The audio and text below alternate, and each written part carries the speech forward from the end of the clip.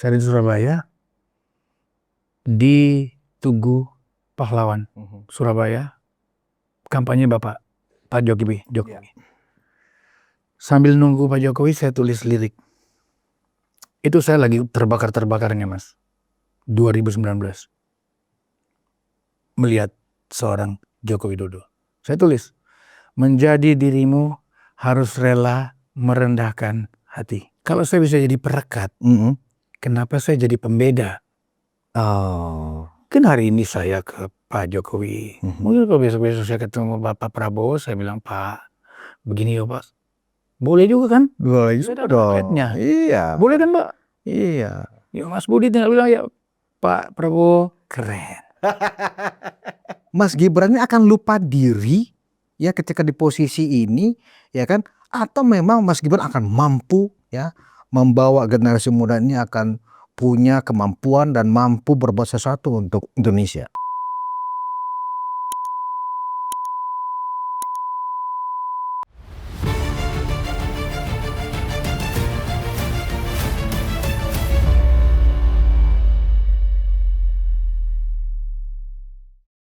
Hai penonton Ruang Konsensus Unpacking Indonesia.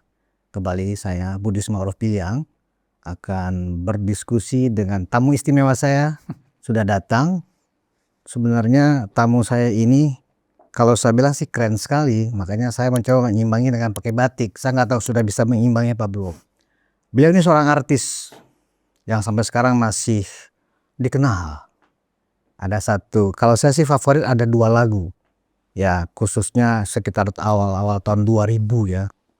Kuta Bali, ya kan. Sama Bidadari. Kita sudah kedatangan Andre Hehanussa. Bidadari.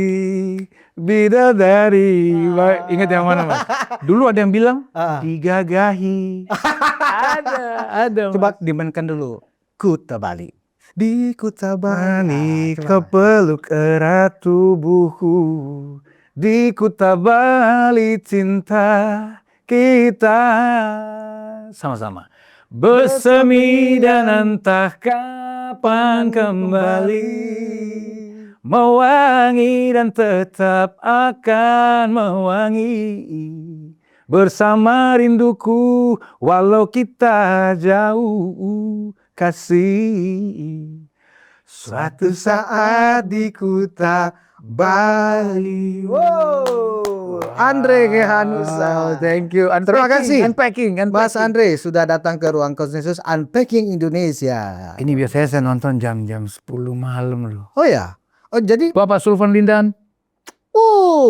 Kasih salam dulu dong buat Bang Zulfan. Bang Zulfan yang lagi di Belanda. Puaba. Orang Aceh.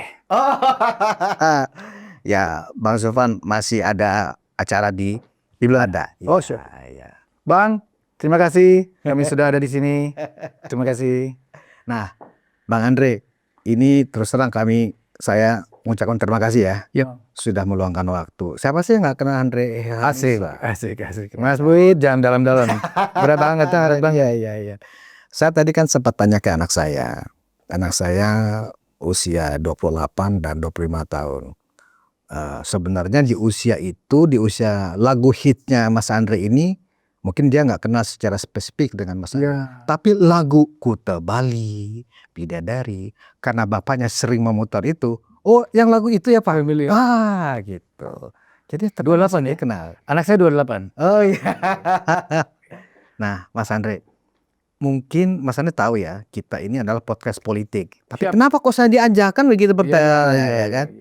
Jadi saya ingin tahu nih Mas Andre. Kebetulan kemarin saya melihat video Mas Andre ya bertemu dengan Pak Jokowi di rumahnya di Solo. Iya. Wah, luar biasa ini saya pikir. Gini loh, pertanyaan singkat saya begini, Mas Andre. Hampir 6 bulan terakhir. Sebenarnya kalau Pak Jokowi dikatakan yang nggak bagus itu kan sudah sering ya. Iya, udah lama ya. Hampir 10 tahun lah sejak beliau menjadi pemimpin kita. Nah, yang makin agak di luar kontrol dan di luar batas ya kan akhir-akhir ini. Ya. Dengan segala tuduhan, ijazah palsu, pelangak-pelongo, ya kan. Sampai ada kata-kata adili Jokowi, dinasti politik. Tetapi seorang Andre Hehanussa justru berkunjung dan silaturahmi ke rumah Pak Jokowi. Padahal, mohon maaf, semua orang juga tahu Mas Andre kan masih berstatus sebagai anggota partai politik tertentu ya, terus saya nggak usah sebut nama lah ya kan. Nah itu kira-kira latar belakangnya seperti apa Mas? Apakah Mas Andre terpengaruh nggak sih dengan hasutan-hasutan, tuduhan-tuduhan yang negatif seperti itu tentang Pak Jokowi? Kalau saya Mas, saya tuh ngefans sama beliau sebelum presiden. Oh ngefans? Ya, sebelum presiden melihat beliau di wali kota Solo, masuk DKI, itu langsung politik enak juga nih. Dulu males Mas, dulu males main politik. Mau nggak terjadi apa terjadilah. Tapi begitu beliau turun di Jakarta dengan segala kerendahan hati, dengan tata cara yang beliau lakukan, saya bilang, wah ini energi baru nih buat Indonesia. Saya ikut tuh 2014 tanpa berpartai. Sebagai musisi, sebagai seniman, sebagai rakyat biasa. Turun. Perjalanannya waktu, beliau duduk menjadi presiden. Ada masa-masa yang indah di saat kampanye di 2014 itu yang membuat saya dekat. Mungkin saya GR, tapi saya yakin saya nggak GR. Saya dapat 2-3 kali pertemuan. Kalaupun saya jauh dari beliau, jarak 5-6 orang, beliau selalu bilang, Mas Andre, 5 kepala di belakang, di depan saya Mas. GR saya Mas. Pada belakang ya? Iya. Ada 5. Tapi beliau melihat Mas Andre? Iya, jadi beliau memanggil, Mas Andre, saya samperin. Wow. Kalau Mas mau lihat lagi rekam jejaknya, Mas buka Hari Musik Nasional, seluruh musisi papan atas ada di Istana Negara. Ketemu Pak Jokowi. Saya diberikan sepeda hari itu Mas. Iya. Gimana ceritanya kok Mas Andre bisa dapat sepeda dari presiden? Jadi Pak Jokowi bikin Apa nanya nama ikan? nama pulau Mas. Oh, nama pulau. Oke. Nama pulau. Gimana ceritanya? Jadi sebut nama pulau. Semua angkat tangan kan? Ya. Beliau lihat saya. Beliau bilang, Mas Andre, Ya. saya ke depan. 5 pulau.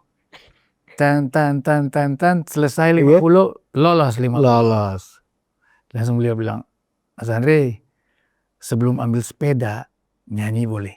Oh, diminta nyanyi. Jadi saya nyanyi lah. Kenapa saya nyanyi Widuri? Pertama adalah saya menghargai Pak Adriadi sebagai penciptanya Elis juga hadir. Dan beliau duduk sebelah saya. Oke. Saya bisa aja nyanyi Kuta Bali. Iya. Tapi saya merasa lebih tepat kalau saya nyanyi Widuri. Iya. Pertama, Pak Jokowi juga tahu lagunya. Iya. Jadi Pak Jokowi ikut nyanyi. Hari itu Iya. Pak Adriadi naik ke panggung, nyanyi bersama saya. Kita nyanyi. Karena musisi semua nyanyi. Widuri, elok bagai rembulan. Indah suasana itu. Dan itu memang lagu Ambong Nanisi juga. Bona itu Poli. Penyanyinya. Ya. Lagu punya Adriadi. Pak Adriadi. Nyanyi Om Bob. Iya. Dan top banget. Jadi suasana itu terbawa terus Mas. Mungkin saya seniman jadi pertemuan-pertemuan dengan Bapak itu punya arti-arti tersendiri. Ada beberapa lagi pertemuan yang membuat saya merasa dekat. Nah, saya nggak terlalu banyak berpikir tentang apa yang sekarang terjadi ya. Maksud saya gini, kan pemilihan sudah selesai. Iya. Semua sudah harus bergerak kembali. Iya. Pertarungan sudah selesai. Panggung udah kosong. Iya. Lampu udah mati. Betul. Kerja sekarang. Dibutuhkan kerja keras. Kenapa? Tantangan berbeda. Kondisi berbeda. Nah, saya sebagai seniman melihat bahwa ada rasa terima kasih yang kita perlu berikan kepada Presiden yang sudah berbuat begitu banyak buat Republik ini, saya nggak pernah tahu kereta api cepat loh Mas. Iya. Saya kalau mau naik kereta api cepat mesti keluar negeri. Sekarang saya pulang kampung ke Bandung, saya baru menonton Netflix, udah nyampe Mas. Belum selesai? Udah nyampe. Udah nyampe Mas. Ada hal-hal yang gampang-gampang aja yang rakyat-rakyat biasa ini bisa melihatnya.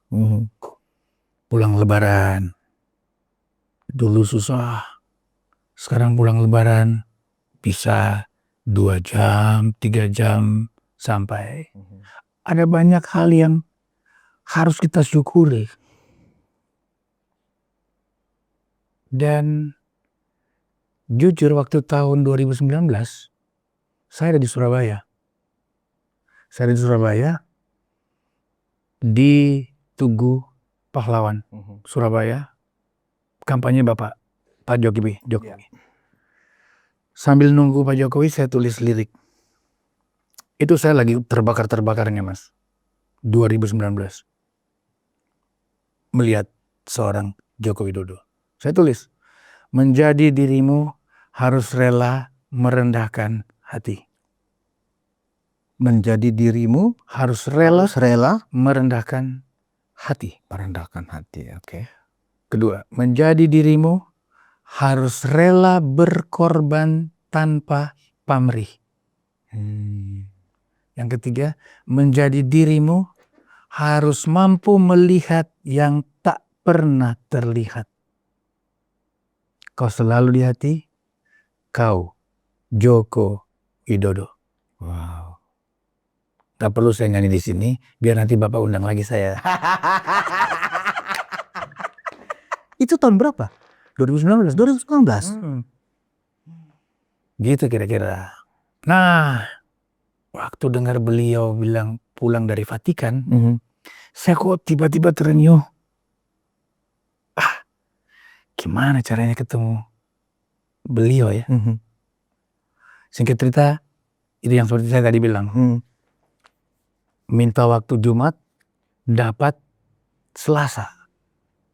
Tapi Selasanya saya ada acara, saya minta ke Rebo, beliau bilang, orangnya beliau bilang, oke, Bapak siap di hari Rebo. Bayangin, presiden ini bos. Mau manggil presiden bos. Karena Mas Andre. Siapa gua bos? Ya. Siapa gua? Berarti memang seorang Andre Hanusa menjadi sesuatu juga dalam apa? Tidak, jangan dipikirin pikirannya itu, jangan dipikirin Pak itu. Jokowi. Jangan dipikirin bahwa beliau memang rendah hati. Beliau memang mengingat.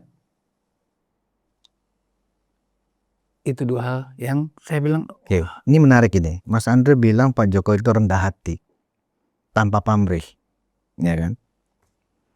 Artinya begini, kalau selama 10 tahun memimpin Republik ini, ya dengan prestasi yang nyata yang kita sama-sama rasakan sebagai rakyat, tapi tiba-tiba ada sebagian saudara-saudara kita juga, ya, yang tanpa perasaan, ya, memberikan tuduhan-tuduhan, tudingan-tudingan yang boleh dikata nggak semua orang juga bisa menerima itu. Tapi benar, syair yang Mas Andre bikin itu, sabar, rendah hati. Dalam berkomunikasi secara face to face seperti ini dengan Pak Jokowi, apa yang Mas Andre rasakan dari seorang Jokowi itu? Sosok yang seperti apa? Beliau itu sangat-sangat karismatik, punya rasa persahabatan yang tinggi, dan mau mendengar. Yang mahal itu mau mendengar. Buat saya lumayan banyak berbicara, karena 1 jam 20 menit itu lama buat saya di depan presiden ke-7. Jadi untuk seorang presiden yang bisa mendengar dan tidak mengambil intervensi lebih banyak mendengar ya? Lebih banyak mendengar. Buat saya wow. Saya full respect. Kalau ini langit-langitan, saya nggak ikutan deh. Saya ini rakyat biasa, Mas. Rakyat biasa yang habis acara pertarungan, ya saya kembali ke panggung, saya kembali ke keluarga, saya kembali, kalau orang yang lain kembali ke sawah, ya dong. Iya. Semua hidup biasa lagi. Nah, saya nggak tahu tuh apa yang mau saya anggap beliau punya kekurangan ya. Saya lebih melihat sisi lain, lihat sisi kelebihan. Saya tidak melihat donat itu bolongnya. Saya melihat donat itu donatnya, isinya. Itu aja saya. Jadi saya lebih kepada, ya, kalau kita ujian, kalau kita dapat 10 soal, 2 salah, masih benar 8, masih lulus, Mas. Masih lulus itu. Jadi saya pikir semua siapa sih yang nggak punya salah? Tuh. Jadi saya selalu berpikir bahwa dari ekspresi wajah, muka, ya. Ada nggak sih tudingan-tudingan yang banyak kita dengar ini, wajah seperti itu yang Mas Andre lihat dari mukanya Pak Jokowi? Yang tulus, yang mendengarkan takzim. Pak Jokowi itu dari dulu kayak gitu, Mas. Nggak ada yang berubah. Dari saya temuin 2012. Itu begitu. Sama. Oh, Mas Andre. Itu hal-hal yang itu sama banget, Bos. Jadi nggak ada yang berubah dari beliau tuh. Buat saya asik nih orang nih, keren. Jadi apa ya? Saya nggak mau melihat kalau air gelas setengah, saya nggak mau melihat kosongnya deh. Saya ngeliat yang penuhnya aja. Saya rasa itu lebih baik supaya kita bisa sama-sama meniti jalan panjang ke depan ini. Ya musisi, Mas. Saya ini mau berpolitik karena pertama beliau. Kedua, saya mau bermanfaat untuk orang lain di politik ini. Berarti berpolitik karena Pak Jokowi ada berpolitik juga dan ingin mengikut gaya berpolitiknya Pak Jokowi, gitu maksudnya? Iya, jadi apa yang misalnya beliau tanamkan, turun ke warga, turun ke jalan, turun ke, itu kan dia teladan yang menjadi bermanfaat bagi banyak orang. Lihat yang semua dilakukan, semua bermanfaat. Buat saya semua bermanfaat, Mas. Musik juga berbeda. Dengan adanya beliau keluarin dana Indonesiana, dana abadi di saat beliau menjabat. Sekarang ketok palu di zaman Pak Prabowo, 5 Mei kemarin. Menteri Kebudayaan golkan ada dana Indonesiana namanya. Ya, baru-baru ini. Iya, 5 Mei kemarin. Dana Indonesiana. Ya, nah itu hasil dari diskusi kita orang-orang seniman budaya dengan Pak Jokowi dulu di Istana Bogor. Itu tindak lanjut. Iya. Yang dilakukan oleh Menteri Fadlizon sekarang itu tindak lanjut dari yang sudah dirintis oleh Pak Jokowi. Di 2019. Ketok palu 5 Mei kemarin. Iya. Begitu juga paragraf. Ketok palu juga dananya. Ini nanti ada dananya, ada 2 dari paragraf, dari budaya. Jadi insan musik, insan budaya seni mendapat manfaat. Nah, tadi kita seperti itu. Nah, angle-nya saya jujur pengen bicara di Solo tuh untuk Indonesia Timur. Wajah beliau begitu ngomong Indonesia Timur berubah, Bos. Mas Bud langsung bagaimana, Mas? Kayak senang sekali gitu ya. Langsung berubah. Iya. Nah, bisa disaksikan sama Mbak Rida tuh aja. Jadi bicara Indonesia Timur, endorfin naik, mungkin adrenalin naik. Nah, ini yang saya tangkap bahwa kita bisa bikin banyak di Indonesia Timur. Ya, memang Mas Andre, kalau bicara tentang kepedulian Presiden Jokowi, ya, ke Indonesia Timur itu boleh dikatakan di antara kita sekarang punya 8 presiden, Ya. gitu, Pak Jokowi lah yang melihatkan secara jelas nyata kepedulian, keberpihakan kepada pembangunan di Indonesia Timur. Mulai dari Papua, Maluku, NTT, kan begitu ya. Bahkan tingkat kedatangan dan kunjungan beliau ya ke Indonesia Timur itu pecah rekor lah dari presiden-presiden sebelumnya. Artinya kan memang Pak Jokowi itu ingin melakukan pemerataan pembangunan. Nah, khusus untuk Indonesia Timur itu kan tadi ada istilah 3 tungku itu ya. 3 tungku. Apa yang Mas Andi rekam ya dari masyarakat Indonesia Timur, persepsi masyarakat Indonesia Timur terhadap Pak Jokowi itu seperti apa ya? Wah, kalau boleh tahu. Wow, itu beliau kayak bapak mereka. Oh, Kayak orang tua udah. Jadi orang rela ngantri 6 jam itu loh Mas. Mas lihat kalau aja. Pak Jokowi ke Indonesia Timur? Iya, Mas lihat aja rekam jejaknya itu semua ada tuh. 6 jam, 7 jam, hujan mereka tungguin. Hujan loh Mas. Nah, orang Timur itu original Mas. Original, cara bertindaknya tuh pakai hati, pakai rasa. Nah, itu yang bikin saya terenyuh kalau melihat anak-anak di Timur punya begitu besar harapan yang mereka inginkan terjadi. Contoh gini Mas, ini dalam beberapa bulan terakhir ini aja Mas, YouTubers di Timur Indonesia itu kalau Mas lihat lagu Statue, saya harus bilang Statue karena itu anak keren banget, kamu keren, dan dia melakukannya, dia masuk ke ranking lumayan untuk lagu daerah di Indonesia Timur.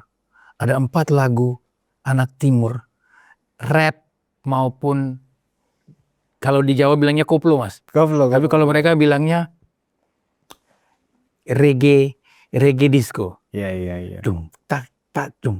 Mas lihat cek. Nah itu ada 12 juta Gen Z di Indonesia Timur yang 14.000-nya bermain YouTube. Banyak sekali. Dan 400-nya udah termonetize. Dan 7 yang sekarang lagi top-topnya Mas. Yang kalau dia show, dia bisa 50 juta loh Mas. Penontonnya? Per sekali show. Wow. Ini bayar 50 juta. Dan dia bukan show di Ambon aja. Diundang di NTT, diundang di Lorentuka, diundang di Labuan Bajo, undang di Maluku Utara. Artinya apa? Mereka ini butuh perlindungan. Perlindungan supaya apa? Supaya ada akses yang lebih lagi diberikan agar waktu mereka udah mencapai katakanlah 10 juta viewers, dapat akses. Internet besar, jaringan gede, semua ada. Penjualan laptop atau bisa bagaimana dikirim ke sana. Mereka udah bisa bermain. Dapat perangkat studio, dapat perangkat alat. Kan itu semua butuh effort Mas. Iya. Kita lah yang pernah tahu jalan susah itu ke gunung, gak usah bikin jalan susah itu lagi ke mereka. Kita bikin jalan tolnya. Dek, kita muter agak jauh ya, tapi jalan tol. Iya. Nah, ini yang saya minta dari Bapak Joko Widodo. Pak, tolong buat jalan tolnya. Kira-kira gitu. Luar biasa. Kalau tentang rap itu ya, waktu Pilpres kemarin, saya yakin itu Indonesia Timur. Oke gas. Betul gak? Itu Indonesia Timur kan yang menyanyikan, yang bikin. Itu keren bener itu lagu. Ya kan, simple lirik dan musiknya benar-benar membuat kita tuh langsung bergoyang kan gitu ya, dan gampang untuk dicerna. Oke gas. Betul. Ya kan? Dan itu Indonesia Timur. Dan Indonesia Timur kan memang khasnya musik, Ritmik. ya kan? Ya, perkusi. Kemudian olahraga kan khas ya. Musik, olahraga.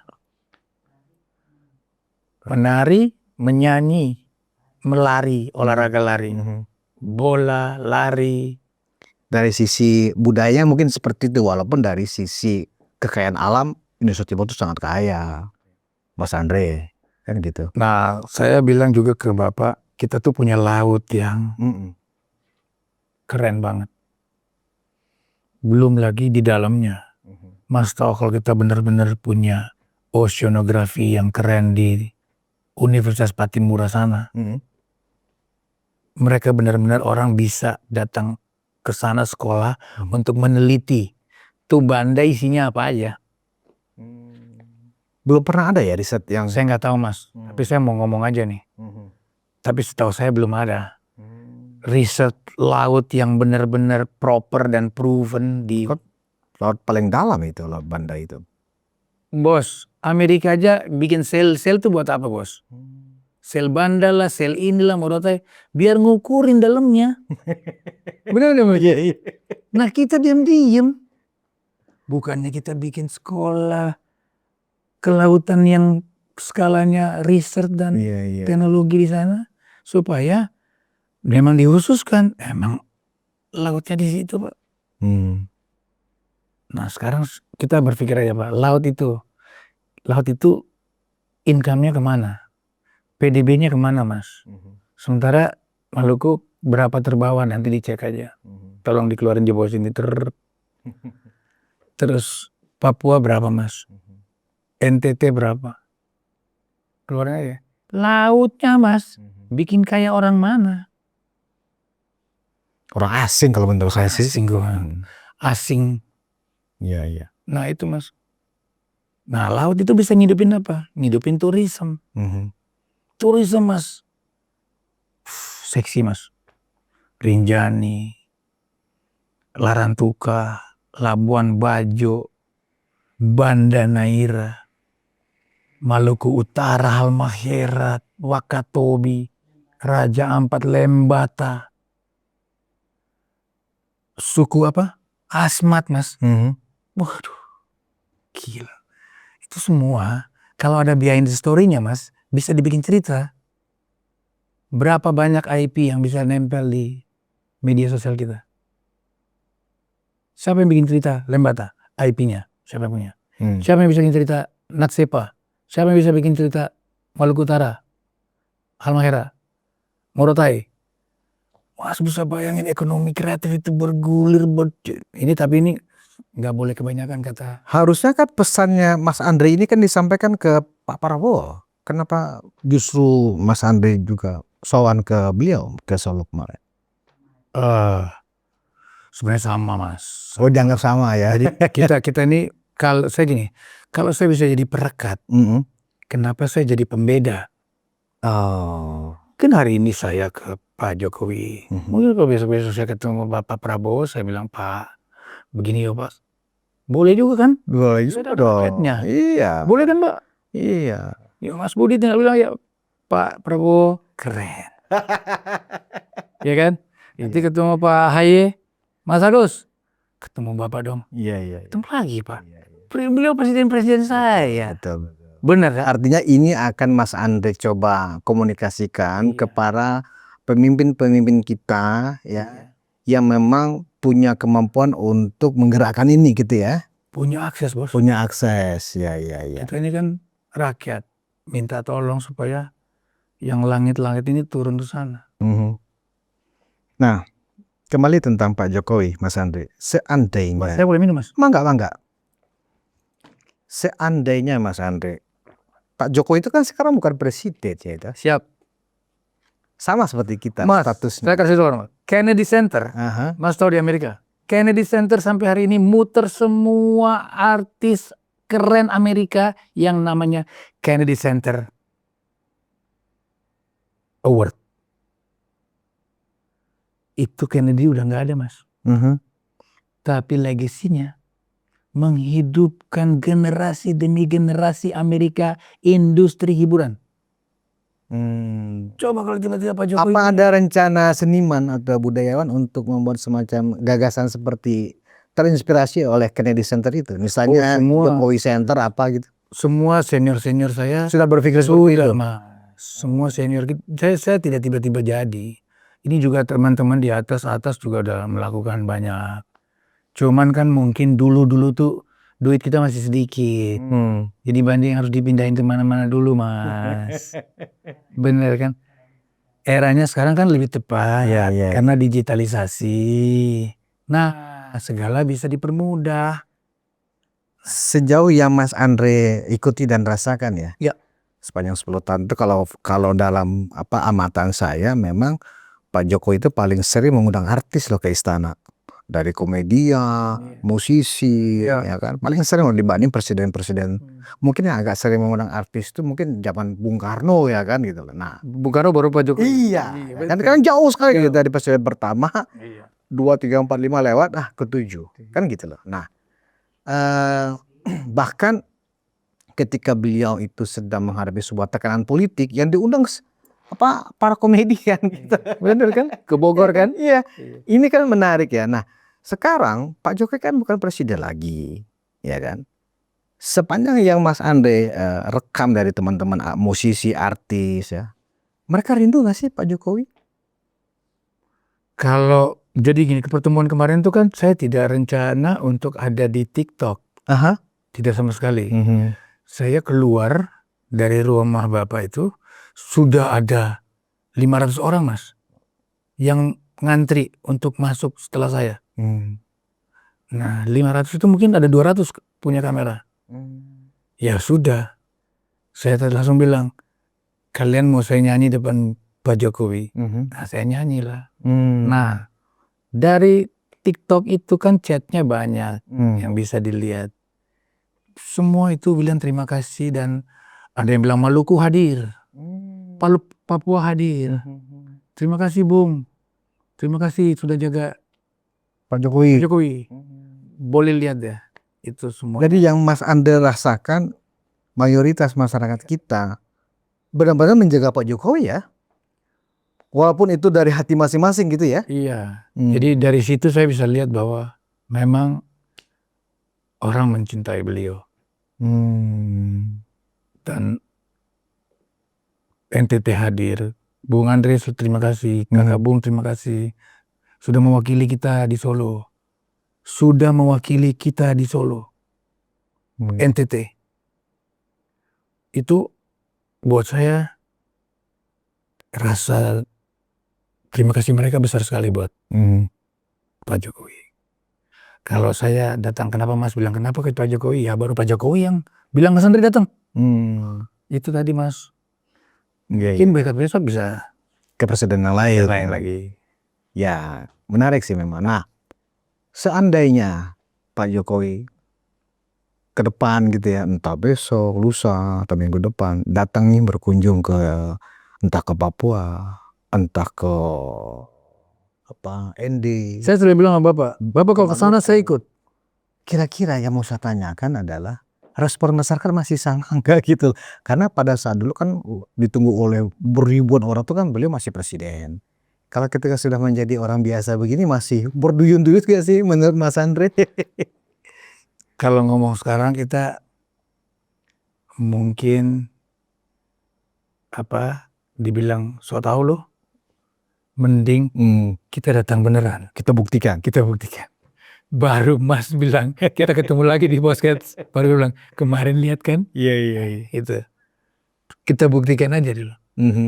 Mas, orang timur Mas, itu sangat dekat sama beliau. 3 tungku ini? 3 tungku. Tungku Maluku, Tungku Papua, Tungku NTT. Sangat dekat. Generasi usia 40 ke bawah, itu Jokowi habis. Oh justru yang Gen Z ya yang Jokowi habis. Idola berarti ya? Begitu Bapak bilang, Mas Andre kita ke Ambon. Oh selesai. Pecah Ambon. Ke Papua? Pecah Papua? Pecah Papua. Luar biasa. Iya. Sebenarnya apa sih yang istimewa dari Pak Jokowi kalau begitu? Kerja nyata. Kerja nyata. Buktinya udah kelihatan. Terlihat. Bendungan, terlihat jalan, terlihat asmat, terlihat lingkar Papua. Jembatan Merah Papua. Oh, iya. Iya. Jadi Ya banyak udah terlihat bos. Kita cuma bisa bilang bahwa ya 10 tahun ya. Segitu banyak. Jadi saya begitu kemarin lihat beliau ketawa-ketawa dari begini duduk begini pindah ke segini. Saya ini kayak ngobrol sama sahabat yang 10 tahun gak ketemu. Jadi sangat-sangat rendah hati. Nah, saat ini kan yang justru menjadi sorotan selain Pak Jokowi oleh orang yang membenci ya tentunya ya. Kalau orang yang sudah seperti Mas Andre, mungkin juga seperti saya ya kan. Mungkin kita dalam posisi yang dulu sama. Waktu 98 ribut-ribut Pak Harto, orang hajar Pak Harto Mas. Saya bilang, Pak Harto tuh orang baik. Mereka bilang, gila lu. Gue bilang, ya lu aja yang gak kenal. Gue kenal. Oh, dari Pak Harto juga Mas Andre deket ya? Aku main Mas di Rasa Mala di rumah Mbak Tutut. Iya. Jadi gue liat Pak Harto ketemu dan bisa nyanyi. Gak ada masalah bos. Jadi begitu Pak Harto, orang repot dengan Pak Harto, gue bilang, lu aja gak kenal. Gue mah baik sama Pak Harto. Nah mungkin sama sekarang nih. Dengan Pak Jokowi. Gue gak tahu. Ini orang-orang gak tahu dari mana tiba-tiba ngengok. Emang lu ketemu sama Pak Jokowi? Emang lu Pak Jokowi bilang apa? Males ketemu lu. Dia kan. Rendah hatinya itu kelihatan ya. Mas, ada tuduhan begini Mas Andre. Mas Andre kan kemarin sudah ke Jalan Sumber itu ya. Dan selalu banyak orang. Nah, Mas 500 pagi. Terus saya memang bawa seseorang. Bawa seseorang itu adalah saya menghormati beliau. Namanya Syahnagra. Bapak Syahnagra itu adalah memang beliau punya museum di Menteng. Dan beliau adalah pemerhati Asmat. Karena beliau sudah melakukan pekerjaan dengan Asmat di tahun 2007, yaitu mendirikan SKMK Desain dan Seni Kreatif di Asmat. Saya ajak, Mas, mau nggak kita ketemu Pak Presiden? Wah, umur 71 tahun bos. Wow, ketemu Presiden. Adrenalin naik. Luar biasa. Nah, pertanyaan saya adalah, apakah itu orang-orang yang berduyun-duyun setiap hari, ya kan? Itu karena dimobilisasi atau memang itu spontanitas dan kemauan rakyat atau kemauan masyarakat? Mas, dalam penglihatan Mas Andre. Mas, itu maksudku. Ini saya kan baru pertama kali lihat nih. 500 pagi, 300 sore, ya kan? Saya lihat gini. Terus waktu saya pulang tuh mereka gini. Ada yang pakai seragam. Ya. 50 perempuan. Mau ke umroh. Dari mana datangnya mau ke umroh? Minta izin ke Pak Joko Widodo. Ada hubungan apa? Iya kan? Iya. Kalau dalam hati lu kalau mau umroh aja. Ngapain? Tapi mereka datang dengan seragam. Kerudung. Semua. Mau ke umroh Pak Andre. Foto dong Pak Andre, foto. Mau umroh? Iya, ini kita 50 orang mau umroh. Terus mau minta izin. Aduh, permisi ke Pak Jokowi. Dari kota Solo atau dari luar kota? Dari luar kota, Sudol, plat G. G dari mana ya? Pokoknya Jawa Tengah. Nah, Pekalongan ya? Berarti bukan Solo, jauh lah ya kan? Ada Sumedang, ada Medan. Oh ya, Medan. Dari luar pulang. Iya. Medan nangis. Jadi menurut saya ibu-ibu nangis itu jangan bilang dia acting, itu benar-benar dia rencana mau ketemu dan bos, gua aja mau ketemu beliau bos. Dari 25 persoalan yang gua mau kasih tahu, cuman 7 yang gua bisa ngomong. Kaki gua gini bos, dibawa, gemeter bos. Ini aja belaga tenang. Tapi puter gitu ya? Ini goyang-goyang bos. Jadi apalagi ibu-ibu itu. Jadi menurut saya keren lah. Jadi itu bukan karena dimobilisasi atau ada yang Apa kayak ada event organizer-nya gitu? Kalau saya bilang enggak Nggak ada ya. Dan Bapak itu memang welcome pada semua. Mereka pulang, mereka selesai, mereka pulang. Dan memang dikasih kesempatan berfoto. Foto satu-satu, Pak Jokowi tungguin. Wow, itu kalau 500 pagi, 500 siang berarti kan 300 lah kalau sore. maksud saya gini loh, Mas Andre. Capek loh Capek loh, capek loh. Kan boleh sabar ya? Capek loh, Bos. Bener. Cuma saya tanya kan, waktu saya udah selesai bicara ya, sejam 20 menit, terus beliau antar saya ke pintu. Saya bilang, Pak, sehat-sehat Pak, sehat Mas Andre. Ayo Mas Andre, saya anterin sampai depan pintu. Oh, sampai di depan pintu depan. Saya pikir sampai di beranda doang. Ternyata sampai depan pintu depan, Mas. Nah, saya tanya, Pak, ketemu gini, kata beliau, ini semangat saya, Mas. Ini yang bikin saya sehat. Oh, ini yang bikin saya sehat, kata Bapak. Bikin saya sehat. Adrenalinnya di situ. Oh, jadi sudah beda, Mas. Mungkin cara melihatnya. Ya. Jadi kalau begitu memang sudah terbantahkan setidaknya dari apa ya? Tapi ini dari kacamata saya. Istilahnya saya mau mengatakan bahwa dari pandangan mata Mas Andre di lokasi, ternyata apa yang dituduhkan itu tidak benar sama sekali. Emang ada yang tuduh? Ada, bahkan dibilang begini, wisata Jokowi itu memang sudah diatur, sudah dikondisikan, sudah ada yang menyiapkan bis, mengasih uang transfer, seperti itu Mas tuduhannya kan gitu loh. Ya kan, makanya ketika Mas Andre yang sudah ke sana kan bisa juga menilai dan melihat, wow ternyata ada yang ngurus tuh di situ misalnya. Nggak ada ya seperti itu ya? Nggak ada. Ada plat G, ada plat H, ada DK, D apa. Jadi menurut saya capek Mas kalau kita urusin orang-orang yang gitu. Nggak usah diurusin ya? Nggak usah. Buang-buang waktu sampah itu Mas. Menularkan energi negatif di kita ya? Kita bahas aja kita jadi negatif. Negatif. Nah oke. Sekarang ini kita beralih ke tentang Mas Wapres. Mas Gibran. Mas Gibran. Saya nyanyi loh, kawinan dia saya nyanyi. Oh ya. Nah, maksud saya begini. Mas Gibran ini kan juga sekarang menjadi salah satu orang yang nggak tahu apa-apa tapi dikait-kaitkan dan juga kemudian mendapat serangan-serangan, tuduhan-tuduhan yang nggak bagus seperti itu. Tapi yang kita catat juga adalah reaksi Mas Wapres ini kok nggak ada bedanya dengan ayahnya gitu loh. Tenang, nggak merespon, tetap bekerja gitu loh. Kayak tadi kita Mas, gak usah dipikirin Mas. Kita pikirin kita yang repot Mas. Sekarang ini kan Mas Andre banyak berinteraksi dengan teman-teman musisi muda yang seusia dengan Mas Wapres. Kira-kira apakah ke depan ini memang Mas Wapres itu mampu menjadi semakin representatif dari generasi muda ya untuk membawa Indonesia ini menjadi lebih maju lagi ke depannya bersama, anggaplah begitu ya.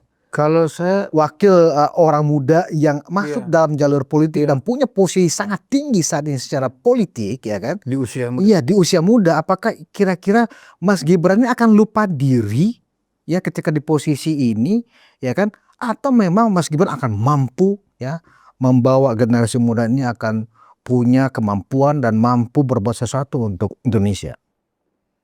Kalau saya melihat Mas Gibran 2 hari apa 4 hari lalu tuh ke NTT. Oh iya, ke NTT ya. NTT. Saya ke Solo, beliau ke NTT.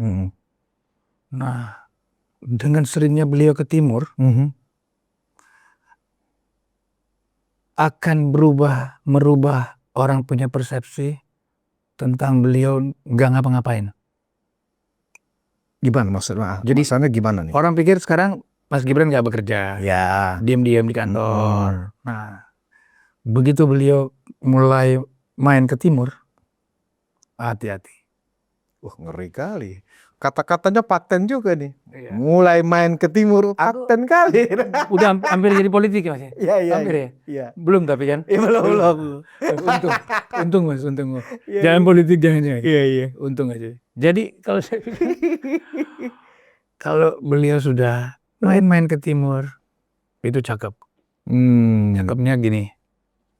Ya, kita di timur juga pernah punya harapan.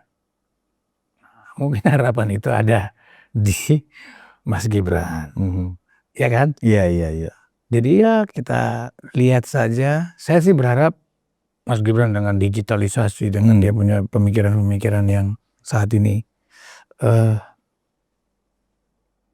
masuk ke milenial dan memang kemampuannya begitu besar sebagai wakil presiden, akses yang begitu luas, saya pikir punya kemampuan apa saja.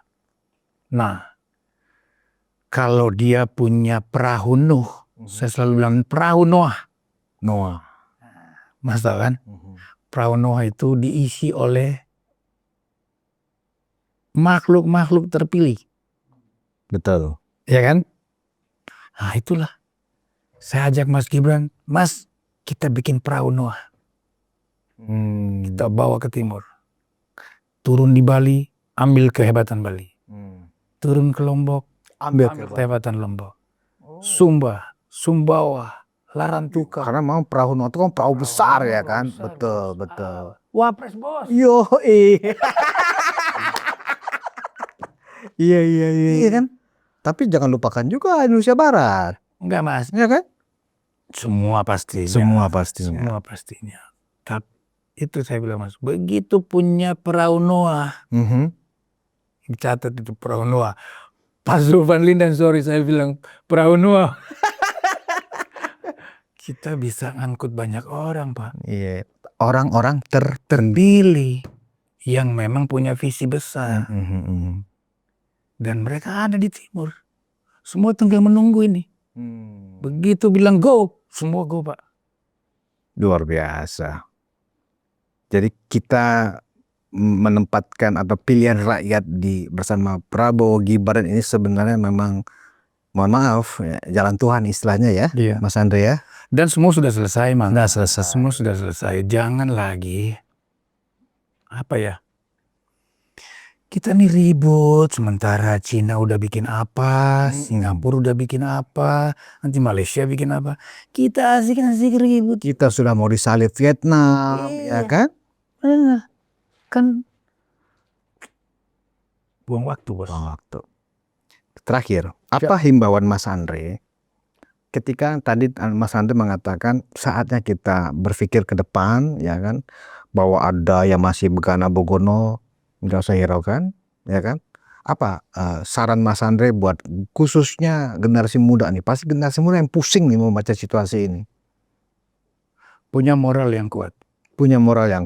Full skill. Nationalism. Networking yang bagus. Entrepreneur. 5.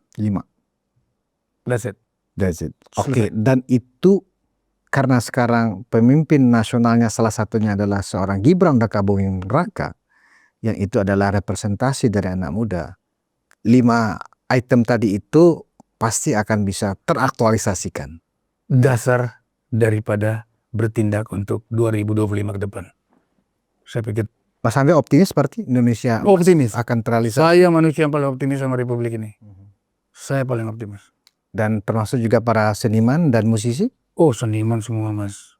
Seniman tuh ya lu kelihatan aja bikin apa. Yang penting lu berbuat aja. Kalau lu berbuat kelihatan, semua respect Mas. Jangan ngemeng-ngemeng. Kalau istilah sekarang jangan omon-omon. Kalau dulu ngemeng-ngemeng. Ya, gitu Mas Bud. Baik. Jadi saya bilang itu aja 5 tadi. Persiapkan diri untuk memang siap masuk ke kapal Noah. Perahu Noah tadi. Nah, perahu Noahnya negara punya.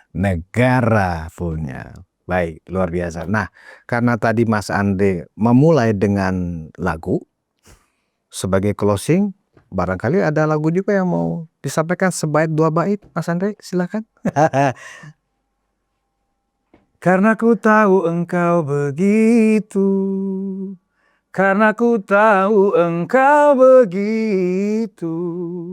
Terima kasih Unpacking, saya Andre Hanusa. More love, peace, and prosperity. Penonton ruang konsensus Unpacking Indonesia, Andre Hanusa.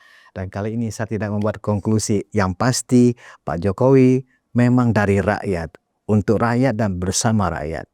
Kita bertemu di episode selanjutnya. Wassalamualaikum warahmatullahi wabarakatuh. Waalaikumsalam. Wow, keren.